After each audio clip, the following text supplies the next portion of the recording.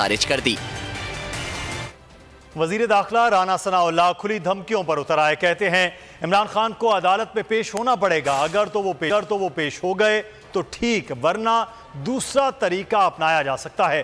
जिस दिन इमरान खान को गिरफ्तार करके अदालत में पेश करना होगा, कर दिया जाएगा।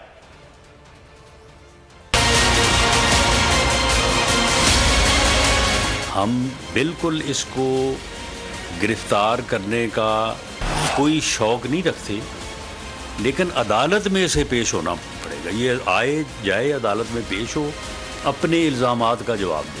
जिस दिन उसे गिरफ्तार करना हुआ और अदालत में पेश करना हुआ, और ये चीज़ जो है वो अब ज़्यादा दूर नहीं है, तो इंशाल्लाह वो अदालत में जो है वो उन्हें पेश कर दिया जाएगा, ताकि वो अपने किए की जो है अपने किए को फेस करें। इसको अदालतों में जो आइंदा आने वाली तारीखें हैं उसके ऊपर इसको पेश होना पड़ेगा, वरना इसको पेश कर दिया जाएगा। और इमरान खान की तकरीर पर पाबंदी के खिलाफ